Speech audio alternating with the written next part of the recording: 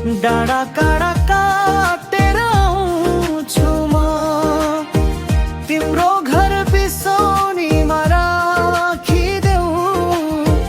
थकित मनको सागर चुलो बत्ती बलेको घरमा छ बनबेरको